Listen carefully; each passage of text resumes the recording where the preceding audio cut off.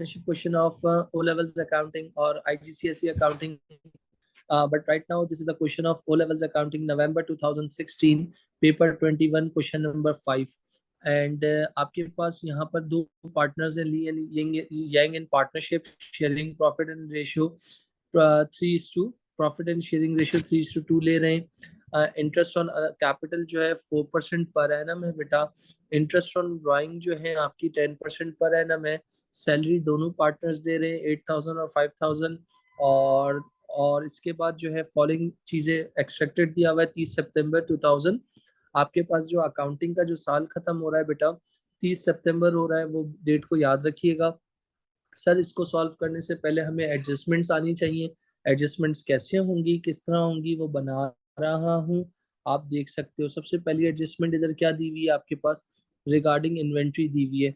Inventory कितनी दी हुई है 57,900। तो मैंने यहाँ पर लिख दिया ये वो इन्वेंट्री है क्लोजिंग वाली है, इसकी ट्रीटमेंट क्या होगी 57,900। तो इनकम स्टेटमेंट में कॉस्ट ऑफ सेल्स के एरिया में जाएगा और बैलेंस शीट के अंदर करंट एसेट के एरिया में जाएगा। This is called adjustment number 1 जो कि कंप्लीट हो। Is it okay? प्लीज बेटा कोशिश कीजिएगा माइक फालतू ना खोले, बंद कीजिएगा। कोई क्वेश्चन हो तो माइक ओपन होना चाहिए, अदरवाइज माइक ओपन नहीं हो किसी का भी।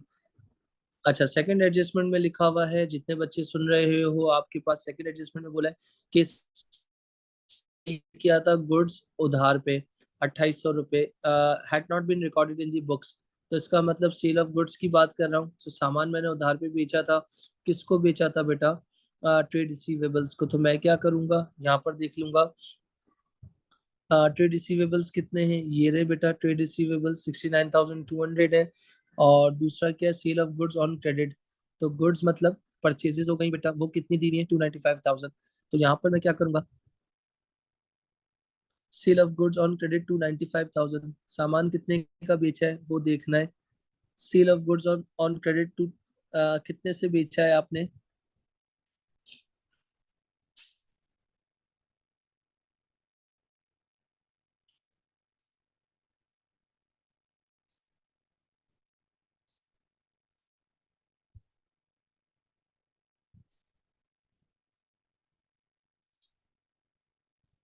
सेल ऑफ गुड्स की बात हो रही है तो रेवेन्यू कितना दिया हुआ है 625,000। तो मैं यहाँ पर क्या लिखूंगा गौर से देखिएगा, रेवेन्यू लिखा, ऑफिशियल रेवेन्यू की वैल्यू 625,000 थी। और यहाँ पर लिख लिया ट्रेड रिसीवेबल। तो इसका मतलब यहाँ पर ट्रेड रिसीवेबल्स कितने थे 69,200। तो इसका मतलब मैंने गुड्स सेल किए हैं, तो इसका मतलब गुड्स यानी सेल से सेल्स इंक्रीज हो गई कितने से 2,800 से। और उधार में बेचा है तो ट्रेड रिसीवेबल्स भी क्या हो गया, इंक्रीज हो गया। तो अगर मैं इसका टोटल करने जाता हूँ तो सेल्स कितनी हो जाएंगी 627,800, जो कि कहाँ जाएंगी, इनकम स्टेटमेंट में जाएंगी। और सबको पता है सेल्स कहाँ आती हैं। और ट्रेड रिसीवेबल 69,000, 71, 72,000। और अब ट्रेड रिसीवेबल्स कितने हो गए, बैलेंस शीट के अंदर कहाँ जाएंगे, करंट एसेट के एरिया में जाएंगे। सबको पता है कहाँ आते हैं। तो मैंने ये एडजस्टमेंट रिकॉर्ड कर दी। और अब मेरी सेल्स की फाइनल वैल्यू ये रही, और ट्रेड रिसीवेबल्स की फाइनल वैल्यू ये रही। दो एडजस्टमेंट थी जो मैंने स्मूथली कंप्लीट कर ली। थर्ड एडजस्टमेंट की तरफ मूव कर रहा हूँ। थर्ड एडजस्टमेंट में क्या बोला था, मुझे थोड़ी सी आप लोगों की तवज्जो चाहिए। वो कह रहा है कि मार्केटिंग एक्सपेंस एक्रूड है। मार्केटिंग एक्सपेंस एक्रूड मतलब इस्तेमाल कर लिया है मगर पैसे। तो यहाँ पर मैंने क्या लिख दिया, मार्केटिंग एक्सपेंस लिख लिया। मार्केटिंग एक्सपेंस कितना दिया हुआ है, ये रहा मार्केटिंग एक्सपेंस 41,000। तो 41,000 मेरा मार्केटिंग एक्सपेंस है। अक्रूड कितना है बेटा 1,100। तो इसका मतलब ये कितना हो जाएगा 41, 42, 100। तो 42, 100 मतलब इनकम स्टेटमेंट में एक्सपेंस बन जाएगा। और ये बैलेंस शीट के अंदर करंट लाइबिलिटीज में अदर पेबल्स बन जाएगा। इस 1,100 को हाईलाइट कर लिया, इस 4200 को हाईलाइट कर लिया। क्लियर बेटा? यस इसके बाद दुआ जोहा कहीं मसला हो तो माइक ऑन करके प्लीज बोल देना, रिस्पॉन्ड कर देना बेटा। इसके बाद अगला क्या बोला हुआ था? एडमिनिस्ट्रेशन एक्सपेंस वर प्रीपेड। प्रीपेड मतलब इस्तेमाल कर लिया है मगर पैसे नहीं दिए।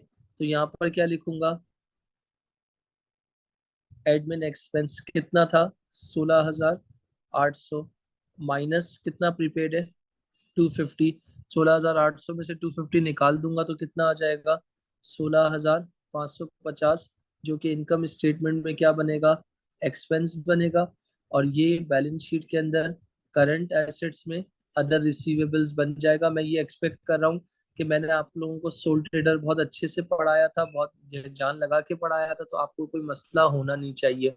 एडजस्टमेंट 1, एडजस्टमेंट 2, एडजस्टमेंट 3, एडजस्टमेंट 4 की बात कर रहा हूँ।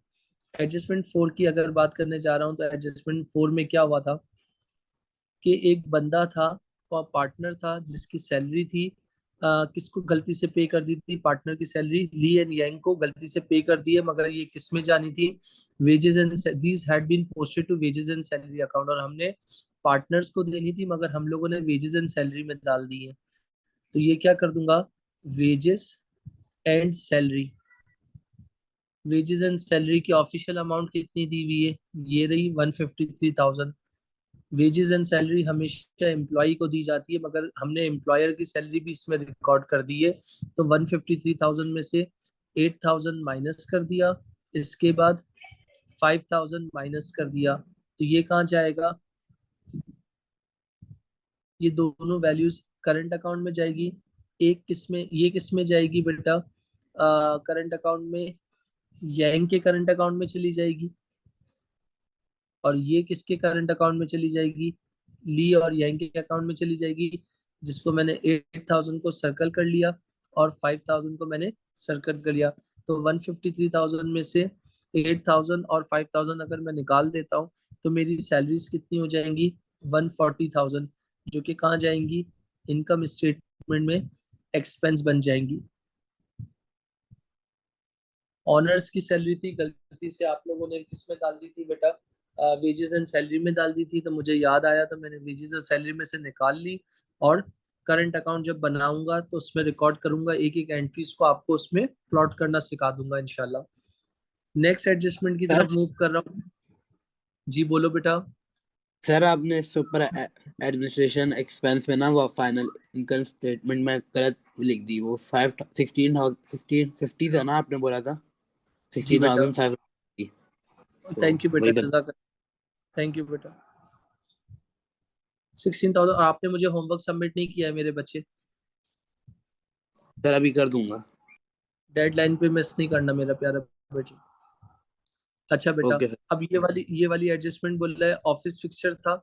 ऑफिस फिक्सचर कितने का था? 5,000 रुपए का था, जिसकी एक्यूमुलेटेड डेप्रिसिएशन 3,000 रुपए थी। बेच के पैसे कितने रिसीव हुए? 2,000 रुपए, मगर चेक रिसीव हो गया था। No entry has been made in the books. थोड़ी सी सबकी तवज्जो चाह रहा हूँ, तो इससे क्या मिल जाएगा? लॉस और गेन मिल जाएगा। तो मैंने कहा अगर मैं बोलता हूँ कि एक मेरा क्या था? Office fixtures. तो ऑफिस फिक्सचर्स पे मुझे क्या निकालना था? आइदर लॉस या जो भी गेन चेक करना था। तो कैसे चेक चेक कर लेता कि 5,000 का मेरा क्या था? खरीद थी, माइनस 3,000 रुपये इस्तेमाल कर लिया था। 2,000 रुपीज क्या था? तो इसका मतलब इसमें क्या हुआ? जीरो। ना प्रॉफिट हुआ ना गेन हुआ इस एडजस्टमेंट में। तो नो प्रॉफिट और no loss. Is it okay? और इस एडजस्टमेंट में पैसे भी हमारे पास रिसीव हुए थे। तो पैसे जब रिसीव हुए तो मेरे पास बैंक कितना दिया हुआ है? बैंक जो के दिया हुआ है क्रेडिट में। क्रेडिट का मतलब होता है, बैंक किसमें दिया हुआ था? क्रेडिट में। ओवरड्राफ्ट है। तो कितना क्रेडिट है? -25,600। और पैसे कितने रिसीव हुए? 2,000 रुपये रिसीव हुए। तो ये कितना हो जाएगा? -25 + 2, तो ये हो जाएगा 23,600, जो कि बैलेंस शीट के अंदर करंट लाइबिलिटीज में रिकॉर्ड हो जाएगा। क्लियर बेटा? और इसी के साथ फॉर एग्जांपल, उसी के साथ एक कनेक्टेड चीज होगी, वो क्या होगी? मैंने कहा ऑफिस ऑफिस फिक्सचर की बात कर रहा हूँ। तो ऑफिस फिक्सचर्स की कॉस्ट कितनी थी बेटा? ऑफिस फिक्सचर की कॉस्ट कितनी है बेटा? 35,000। यहाँ पर मैंने लिख दिया 35,000। और उन्होंने बोला था 5,000 वाला एसेट हमारी जिंदगी से क्या हुआ, निकल गया। तो अब एसेट की जो कॉस्ट है वो कितनी रही होगी? 30,000। तो जब बैलेंस शीट बनाएंगे तो नॉन करंट एसेट में कितना आएगा बेटा? 30,000। क्लियर बेटा? यस। और इसके ऊपर मैं ग्रीन कलर से डॉट बना रहा हूँ ताकि मुझे याद रहे। ओके।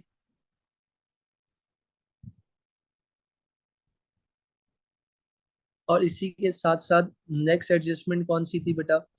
ऑफिस फिक्सचर की अगर डेप्रिसिएशन निकालने का बोला हुआ है तो मैंने यहाँ पर क्या कर लिया? ऑफिस फिक्सचर्स की क्या निकालनी है? डेप्रिसिएशन। तो कॉस्ट कितनी है? 30,000। और इन्होंने क्या बोला है? रेट कितना है? 20%। तो कितना आ जाएगा ये आपके पास? 6,000 रुपीज आ जाएगा, जो कि इनकम स्टेटमेंट में क्या बनेगा? एक्सपेंस बन जाएगा बेटा। सही है। और एक्यूमुलेटेड डेप्रिसिएशन कैसे बनती है? नई प्लस पुरानी। नई कितनी आई है? 6,000। पुरानी सवाल में कितनी दी हुई है? 10,000। तो इस 10,000 में फॉर एग्जाम्पल जब आपने कॉस्ट को निकाल दिया है, यानी जब आपने कॉस्ट को निकाल दिया है तो इसके साथ इसकी एक्यूमुलेटेड कितनी थी? 3,000। तो इसमें से फॉर एग्जाम्पल 6,000 प्लस जो है 10,000, ये कितना हो जाएगा? 6,000 प्लस 7,000, तो टोटल एक्यूमुलेटेड कितनी हो जाएगी बेटा? 11,000, जो कि बैलेंस शीट के अंदर नॉन करंट एसेट के डब्बे में भाग जाएगी। इस क्वेश्चन की रिकॉर्डिंग को लाजमी सुनिएगा ताकि आपकी जो भी कंफ्यूजन होगी वो दूर हो जाएगी इंशाल्लाह। ये तो हो गई। उसके बाद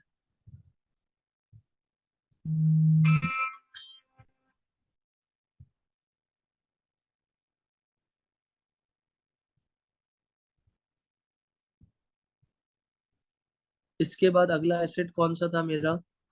बिल्डिंग का। तो ऊपर जाऊंगा बेटा, लैंड एंड बिल्डिंग दी हुई है।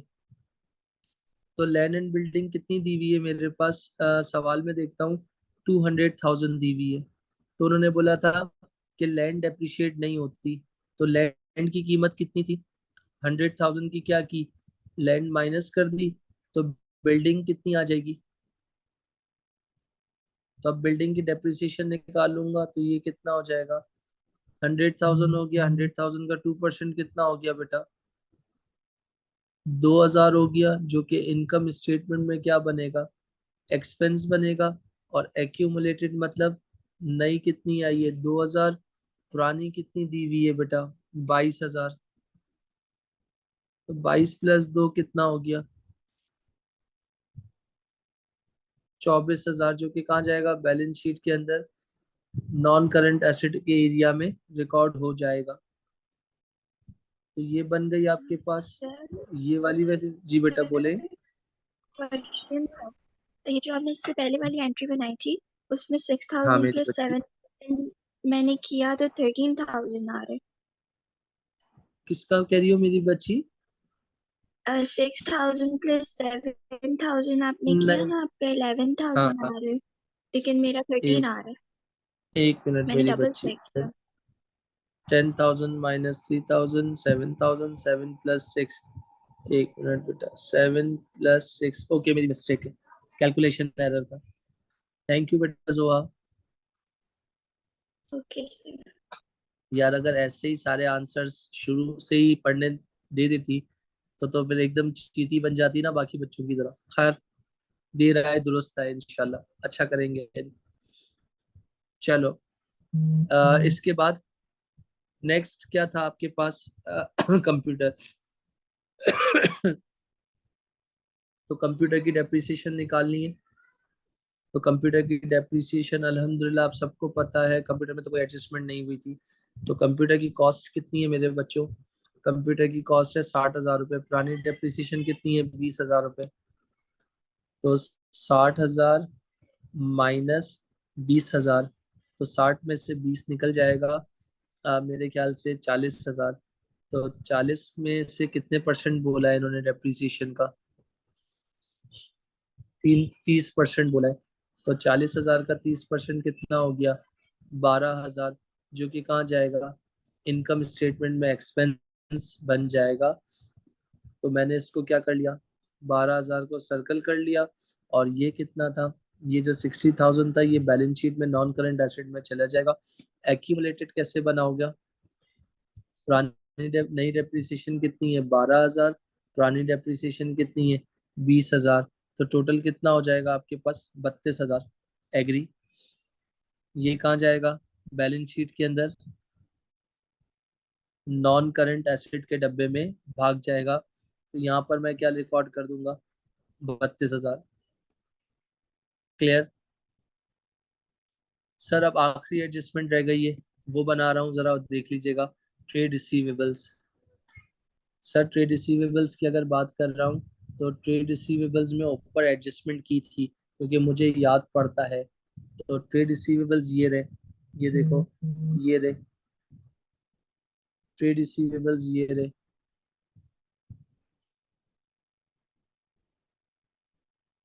ट्रेड रिसीवेबल्स ये रहे, रेड कलर के डॉट्स जो कितने थे? 72,000। तो यहाँ लिख दिया 72,000। मैं लोगों से मांगता था, जिसमें से पता चला कि 4,000 रुपये मुझे एक बंदा नहीं देगा। तो 72,000 में से 4,000 रुपये निकाल दूंगा। 78,000 में से 4,000 निकाल दूंगा तो कितना बच जाएगा? 68। 68,000। तो 68,000 यहाँ पर क्या हो जाएगा? यहाँ पर 68,000 हो गया। और 68,000 का क्या कर दूंगा आपके पास? 5% निकालूंगा, कितना होगा? 68,000 का 5% कितना होता है? 3,400। 3,400। तो ये 68,000 में से 3,400 माइनस कर दूंगा तो रिमेनिंग कितना बच जाएगा मेरे पास? 64,600। तो ये कहाँ जाएगा? बैलेंस शीट के अंदर कहाँ जाएगा? करंट एसेट में रिकॉर्ड हो जाएगा। ये कहाँ जाएगा? इनकम स्टेटमेंट में एक्सपेंस बनेगा। ये पूरा डब्बा, ये पूरा डब्बा कहाँ बनेगा? ये पूरा डब्बा कहाँ बनेगा? बैलेंस शीट में करंट एसेट में। ये 4,000 रुपये इनकम स्टेटमेंट में एक्सपेंस बनेगा। और फिर PFDD equal to new minus old. नया कितना आया है? PFD 3,400 आया है। पुराना सवाल में कितना दिया हुआ है? पुराना पुराना पुराना पुराना कहाँ गया? ये रहा, 2,000 का। तो इसका मतलब कितने से बढ़ जाएगा? 1,400 से। हाँ, इंक्रीज इन PFDD 1,400 बच्चों, जो कि इनकम स्टेटमेंट में एक्सपेंस बन जाएगा। यहाँ पर क्या लिख दिया? 1,400। डन हो गया। तो ये एडजस्टमेंट भी मेरी क्या हो गई? कंप्लीट हो गई। आखिरी एडजस्टमेंट बोली नहीं है, मगर डेफिनेटली हमें बनानी पड़ेगी। हम उसको इग्नोर नहीं कर सकते। क्यों नहीं इग्नोर कर सकते? मेरे ख्याल से लोन इंटरेस्ट की होगी।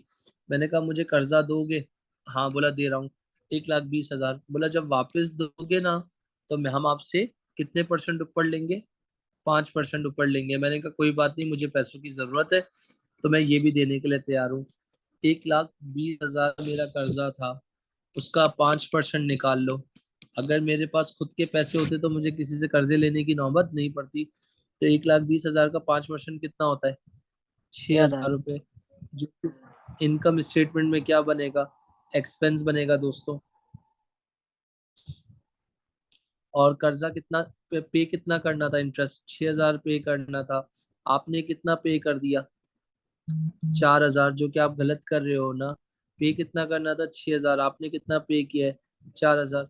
तो जो 2,000 है वो बैलेंस शीट के अंदर करंट लाइबिलिटीज में अदर पेएबल्स बन जाएगा। और ये जो 1,20,000 का जो कर्जा था ना, ये कहाँ जाएगा आपके पास? बैलेंस शीट के अंदर नॉन करंट एसेट में जाएगा। जितनी एडजस्टमेंट थी वो मैंने बना ली। आप लोगों का कोई सवाल है तो पूछ सकते हो। अब मुझे जल्दी से क्या करना है, इनकम स्टेटमेंट बनानी है, जो मुझे आप लोगों की थोड़ी सी हेल्प चाहिए होगी। थोड़ा सा ध्यान रख लीजिएगा। जैदी आपने 68,000 क्या लिखे हैं बेटा? अच्छा सही है, ओके। अच्छा बेटा, मैं थोड़ा सा फास्ट जाऊंगा क्योंकि मुझे इनकम स्टेटमेंट बनानी है, और क्योंकि आज थोड़ी सी क्लास लेट शुरू हुई थी, तो क्वेश्चन कंप्लीट करेंगे और फिर इंशाल्लाह ऑफ करेंगे। इनकम स्टेटमेंट हो गई। You can use two column, okay. First one is revenue. Revenue कितना था मेरा? एडजस्ट हुआ था 627,800, ओके, लिख दिया। लेस, फिर क्या आता है? सेल्स रिटर्न है? सेल्स रिटर्न हाँ है। Return from customer 15,750। Return from customer 15,000, 15,750। इन सबको सॉल्व कर लूंगा तो कितना हो जाएगा? 612,050। फिर उसके बाद क्या होगा? Less cost of sales. Cost of sales में सबसे पहले क्या आ जाएगा? Add opening inventory. अगर मैं ओपनिंग इन्वेंट्री की बात कर रहा हूँ तो ओपनिंग इन्वेंट्री 52,600 लिख दी। फिर इसके बाद ऐड परचेजेस। परचेजेस कितनी है मेरे पास? 295,000 लिख दी। फिर उसके बाद less return to supplier. Return to return to supplier कितना हो गया? 4,850, ओके। कैरेज इनवर्ट नजर नहीं आ रहा, इग्नोर करो। कैरेज इनवर्ट के बाद क्या हो गया? लेस क्लोजिंग इन्वेंट्री, जो एडजस्टमेंट हुई थी। कितनी है क्लोजिंग इन्वेंट्री? 57,900। इन सबको सॉल्व कर लोगे तो ये क्या आ जाएगा? कॉस्ट ऑफ सेल्स आ जाएंगे। कॉस्ट ऑफ सेल्स कितनी बनेगी? मेरी कैलकुलेशन चेक करती रहिएगा कि मेरे पास कैलकुलेटर नहीं है, तो हो सकता है शायद मैं कैलकुलेशन एरर कर सकता हूँ। तो यहाँ कितना हो जाएगा? सेल्स में से कॉस्ट ऑफ सेल्स माइनस कर दूंगा तो मेरे पास क्या आंसर आ जाएगा?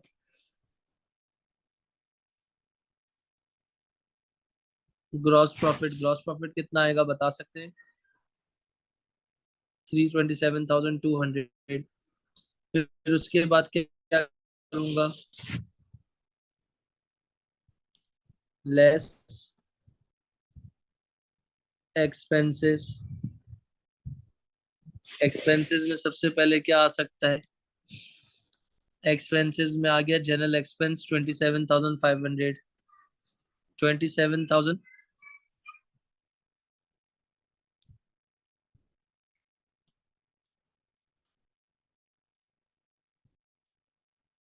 27,500।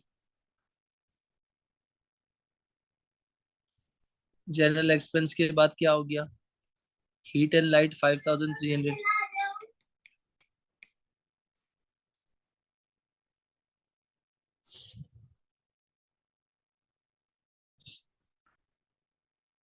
सॉरी बेटा, हीट एंड लाइट कितना है?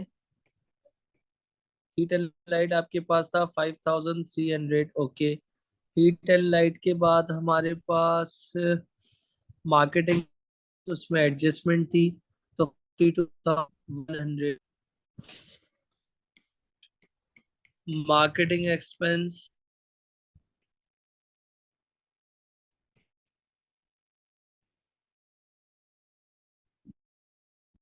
42,100। मार्केटिंग एक्सपेंस के बाद एडमिन एक्सपेंस, उसमें भी एडजस्टमेंट थी। बेटा आप लोगों की आवाज आ रही है? बच्चों मेरी हाँ आ रही है सर।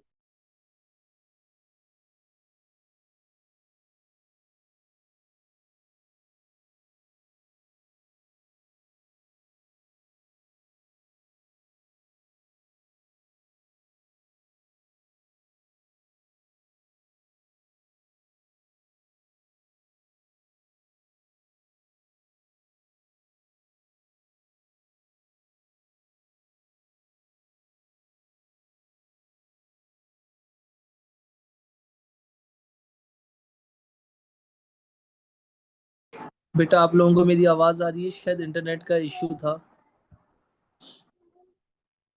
Yes sir. आप लोगों को मेरी आवाज आ रही है? स्क्रीन शेयर हो रही है बेटा?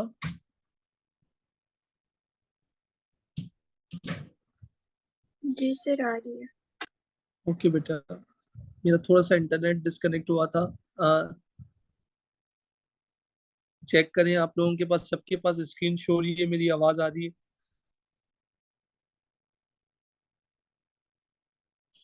Irrecoverable debt 4,000, increase in PFDD which is 1,400। अच्छा, इसके बाद आपके पास बिल्डिंग डेप्रिसिएशन 2,000, कंप्यूटर डेप्रिसिएशन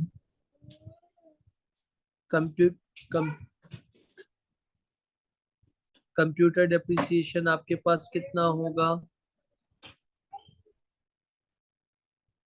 12,000। इसके बाद ऑफिस फिक्सचर्स डेप्रिसिएशन 6,000। जितने एक्सपेंसेस मुझे दिख रहे थे मैंने लिख दिए हैं। एक लास्ट एक्सपेंस लोन इंटरेस्ट जो कि कितना था? 6,000। Is it okay? आप सबको मेरी आवाज क्लियर है बच्चों?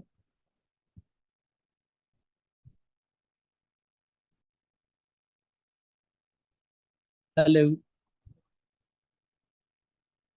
हेलो, यस सब बच्चों को क्लियर है बेटा? जरा एक्सपेंसेस का टोटल करने में हेल्प कर दीजिए प्लीज। कितना आ रहा है?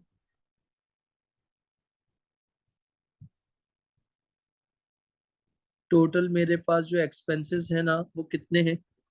1 2 3 4 5 6 7 8 9 10 एक्सपेंसेस हैं। चेक करें।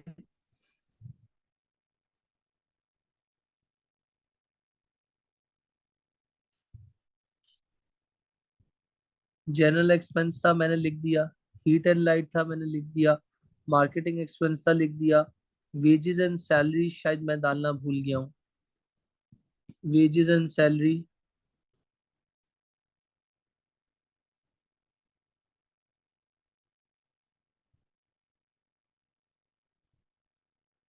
वेजेस एंड सैलरी कुछ थी 140,000।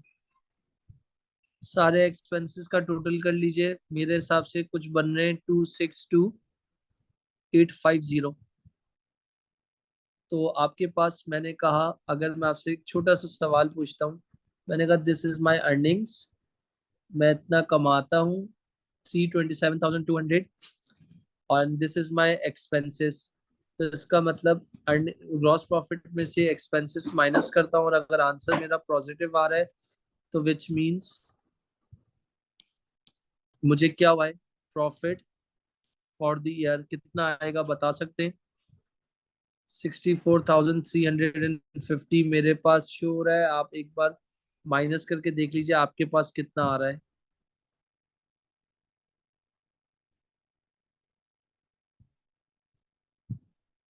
आवाज आ रही है आप लोगों को बेटा? जी सर। ये आपके पास इनकम स्टेटमेंट थी, जो हम बेसिक इनकम स्टेटमेंट बनाते हैं, जो मैंने बना ली। अब इनकम स्टेटमेंट के बाद मैं क्या बनाऊंगा?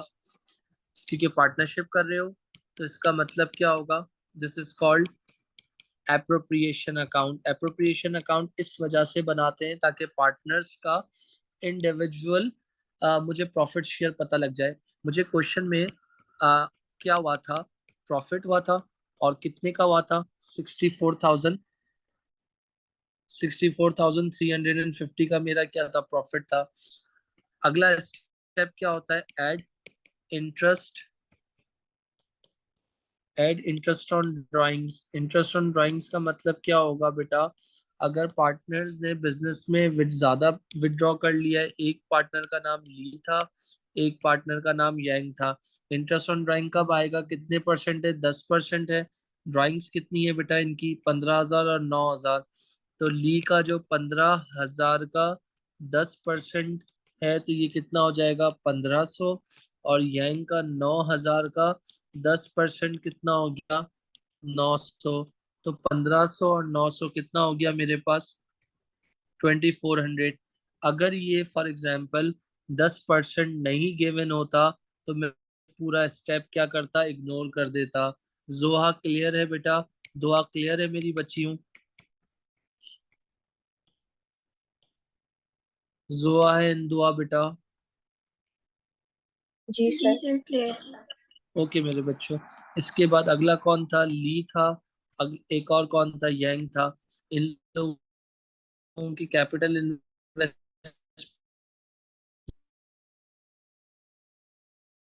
थी, दोनों की सेम थी।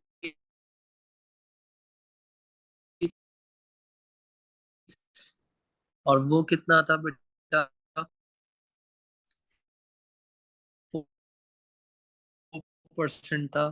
तो मैंने कहा 1,000 हो गया, टोटल कितना हो गया, 4,000। अगेन मैंने कहा अगर ये परसेंटेजेस नहीं होती तो मैं इंटरेस्ट ऑन कैपिटल को भी क्या करता, इग्नोर कर देता। फिर क्या आएगा, लेस सैलरी। सैलरी कौन ले रहा था, ली ले रहा था और यंग ले रहा था। इनकी सैलरीज कितनी थी, एक की 8,000 थी और एक की 5,000 थी। 8 और 5 कितना हो जाएगा, 8 और 5 मेरे ख्याल से 8 और 2 10 हो जाएगा। कितना आ रहा है बता सकते हो, 13,000 कुछ बन रहा है। ओके, इसके बाद इन सबको सॉल्व कर लूंगा तो मेरे पास जो फाइनल आंसर आएगा 64,350 प्लस 2,400 -4,000 और -13,000। तो वो आपका क्या बन जाएगा, उसको आप अपनी जबान में क्या कहोगे, रेजिडुअल प्रॉफिट कहोगे। और रेजिडुअल प्रॉफिट कितना आ रहा है आपके पास,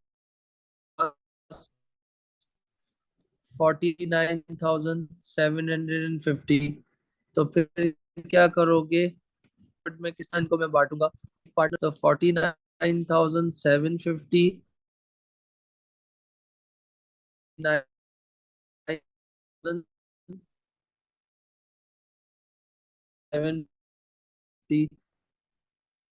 मल्टीप्लाई बाय ओवर 5 और 2/5। तो एक के हिस्से में कितना आया, 29,850 और एक के हिस्से में कितना आया, 19,900। तो ये कितना बन गया, 49,750। तो इसका मतलब आपने जब रिकन्सिलेशन की तो ये क्या हो गया, नेल हो गया। This is called appropriation account. Agree बेटा,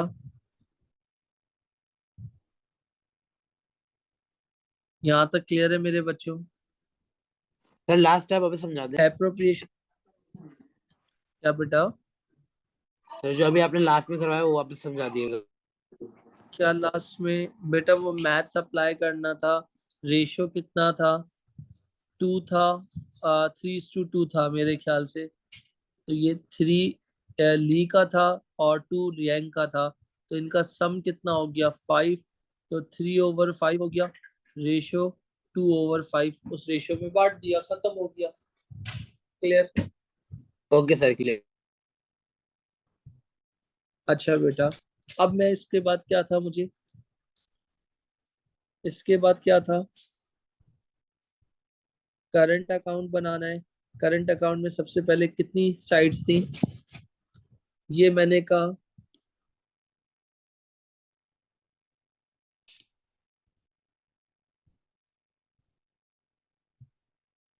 एक आपके पास क्या था, ली, एक आपके पास क्या था, यांग। एक क्या था, ली, एक क्या था, यांग। ये ली की डेबिट साइड है और ये ली की क्रेडिट साइड है। ये डैंग की डेबिट साइड है और ये यांग की क्रेडिट साइड है।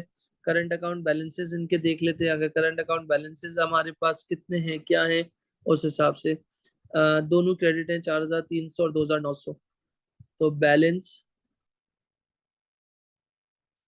ब्रॉड डाउन 4,300 और 2,900। हर वो चीज जो पार्टनर के बैलेंस को बढ़ाएगी वो यहाँ लिखी जाएगी। This is called interest on capital.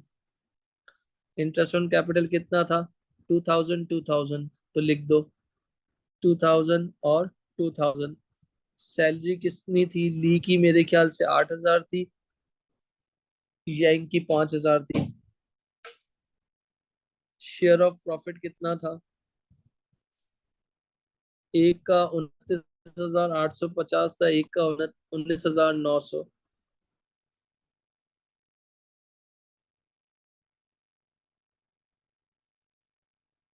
इसके बाद ड्राइंग्स कितनी थी आपके पास,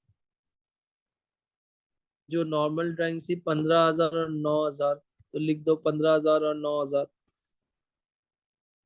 इसके बाद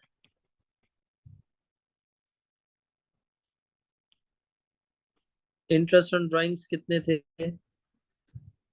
तो 1,500।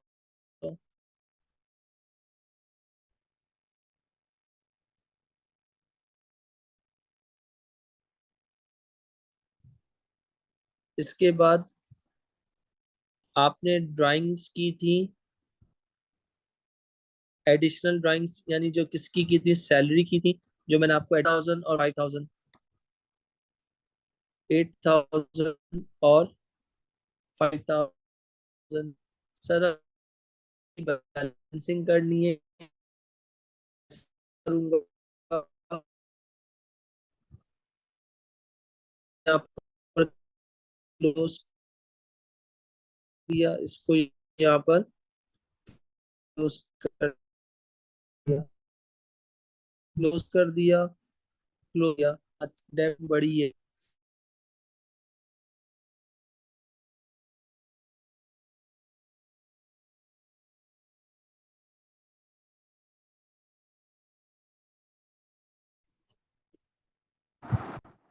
आप लोगों को मेरी आवाज आ रही है बच्चों? Yes sir. बेटा शायद इंटरनेट की वजह से स्क्रीन ऑफ हो गई थी। अब देखें सबको स्क्रीन शो हो रही है, मेरी आवाज आ रही है, जल्दी क्विकली रिस्पॉन्ड करें।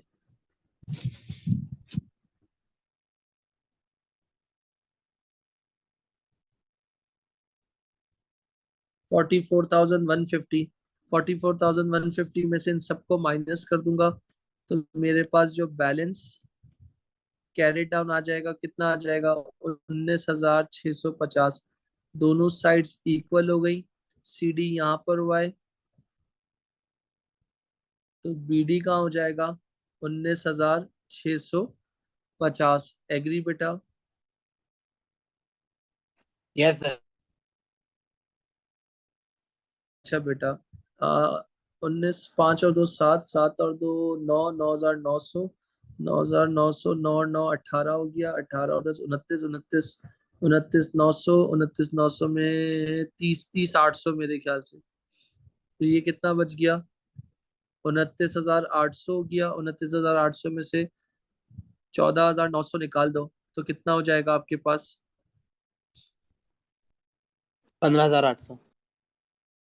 नहीं बेटा, दोबारा देखो। 29,800 में से हाँ, 14,900 सर शायद। 14,900, तो ये क्या हो गया, 29,900। और यहाँ क्या हो जाएगा, 14,900। तो इसका मतलब क्रेडिट पे आने का मतलब है दोनों बैलेंसेस क्या है, पॉजिटिव है। Agree?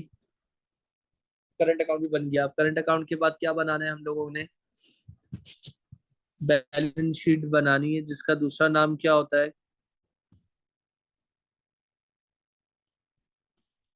Another name of balance sheet is S O F P. Fardan, Abdullah, Faizan, Zaid, Zoha, Dua, आप लोग सब क्लास में मौजूद हो ना मेरे बच्चों? जुबिया आप भी क्लास में मौजूद हो बेटा? जुबिया बेटा? जी। ओके मेरा बच्चा, मैंने देखा नहीं था। अच्छा, इसके बाद आपके पास यहाँ पर क्या होगा? एक कॉलम, ये दो कॉलम, ये तीन column, cost, accumulated depreciation, and the third one is net book value. You can write सबसे पहले assets की heading, assets के बाद आपको किसकी heading डालनी है? Non current assets. Non current assets क्या होंगे? सबसे पहले इस क्वेश्चन में हमारे पास क्या था? लैंड एंड बिल्डिंग, जो कितने की थी? 200,000 की थी। इसकी एक्यूमुलेटेड डेप्रिसिएशन कितनी आई थी? 24,000। तो ये बन जाएगा मेरे ख्याल से कुछ 176,000। एग्री? फिर इसके बाद लैंड एंड बिल्डिंग के बाद मेरे पास क्या था? कंप्यूटर इक्विपमेंट, जिसकी कॉस्ट कितनी थी? 60,000। पुरानी डेप्रिसिएशन नई प्लस पुरानी कितनी थी? 32। 60 में से 32 निकाल दूंगा तो कितना आ जाएगा? 28,000। फिर इसके बाद क्या था? ऑफिस फिक्सचर्स, वैसे 35 का था मगर 5,000 वाला एसेट निकल गया था तो 30 का बच गया। और एक्यूमुलेटेड मतलब 13,000 थी, जो अजवा बिलाल आपने मुझे करेक्शन करके दी थी बेटा। इन सबको अगर मैं प्लस कर लूंगा, 176 प्लस 170, 180, 90, 2 लाख, 2,08,000, 2,08,000 और 2,10,000, 2,14,000, 2,14,000, 2,21,000। इसके बाद क्या हेडिंग आ जाएगी? Current assets. करंट एसेट्स में सबसे पहले क्या आ जाएंगे? सबसे पहले क्या आ जाएगा? इन्वेंट्री, कौन सी वाली? क्लोजिंग वाली, 57,900। इसके बाद क्या आ जाएगा? Trade receivables, trade receivable less PFDD, trade receivables less 68,000 minus 3400। तो ये कितना हो गया? 68,000 लेस पीएफडीडी कितना था? 3400। 68,000 में से 3400 निकाल दो, कितना हो जाएगा? 64,600। इसके बाद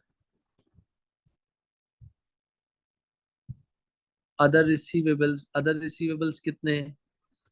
एक था मेरे ख्याल से प्रीपेड एक्सपेंस, नहीं एडमिन एक्सपेंस था 250 का।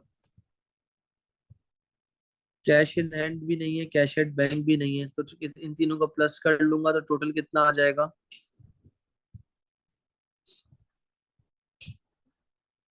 122,750। अच्छा, इसको और इसको अगर मैं टोटल कर लेता हूँ तो ये मेरे पास क्या आ जाएगा? टोटल एसेट्स, जो कि कितने होंगे?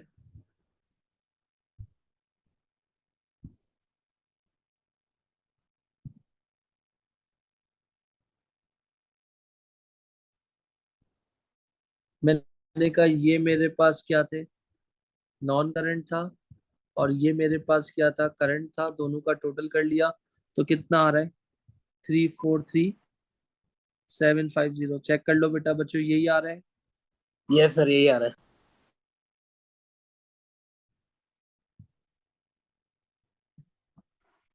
इसके बाद क्या हेडिंग आ जाएगी? Equity and, equity and liabilities. इसके बाद इक्विटी की हेडिंग यानी कैपिटल की हेडिंग डाल दूंगा। इसमें कौन था? ली था और यंग था। कितना था आपके पास? 50,000, 50,000, टोटल कितना हो गया? 100,000। इसके बाद क्या आ जाएगा?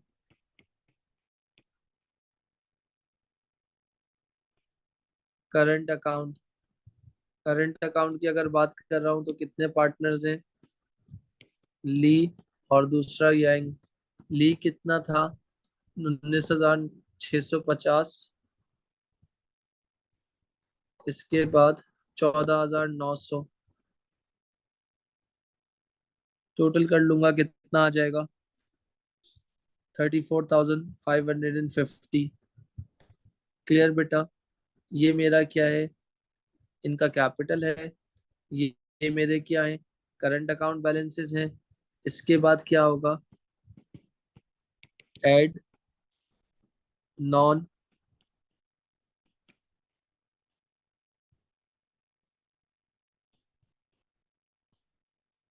नॉन करंट लाइबिलिटी की अगर बात कर रहा हूँ, 5% बैंक लोन 1,20,000। 5% bank loan 1,20,000। फिर इसके बाद क्या है? Add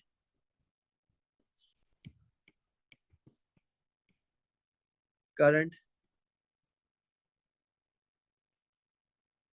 add current liability. अब करंट लाइबिलिटी में क्या आएगा? ट्रेड पेएबल, जो कि कितना दिया हुआ है बता सकते हो? ट्रेड पेएबल कितना है? 62,500। 62,500। फिर इसके बाद क्या था? बैंक क्रेडिट, जो कि कितना बन रहा था? बैंक क्रेडिट आपका कितना बन रहा था? 23,600। 23,600। इसके बाद अदर पेबल्स, जनरल एक्सपेंस के कुछ 1,100 थे। और लोन इंटरेस्ट के कितने थे आपके पास? 2,000। तो ये कितना हो जाएगा? 3,100। इन सबको प्लस कर लो, कितना हो जाएगा? 89,200।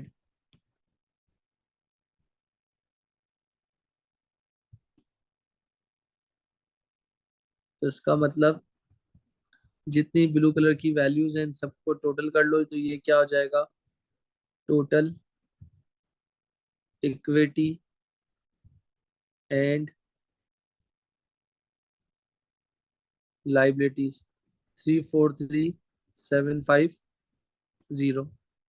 This is a complete question of partnership. थोड़ा सा बीच में क्लास के बीच में इंटरनेट बंद हुआ था। तो ये देख लीजिएगा, अगर ये और ये बैलेंस आता है तो इसका मतलब बिल्कुल परफेक्ट है आपके पास। तो आपने अपनी जो पार्टनरशिप थी वो आपने बिल्कुल परफेक्ट बनाई है। तो इसको कहते हैं बेटा। अच्छा सर, ये तो अब क्या पेपर में इस तरह का पूरा कंप्लीट आता है या नहीं आता? क्योंकि नहीं आता, किस वजह से नहीं आता? क्योंकि पहले ये 40 मार्क्स का होता था, अब सारे क्वेश्चन 20 मार्क्स के हैं। तो आपके पास हो सकता है अप्रोप्रिएशन आए, हो सकता है करंट अकाउंट से आए, या एसओएफपी का एक्सट्रैक्ट आए, तो उसके हिसाब से होगा। ये पहले आपके पास मैंने एडजस्टमेंट बना दी, उसके नीचे इनकम स्टेटमेंट बना दी, उसके बाद मैंने अप्रोप्रिएशन बता दिया, उसके बाद करंट अकाउंट बता दिया, करंट अकाउंट के बाद मैंने बैलेंस शीट बना दी, और 343, 343, 750 से ये बैलेंस हो रही है। यहाँ तक कोई सवाल है तो पूछ सकते हो।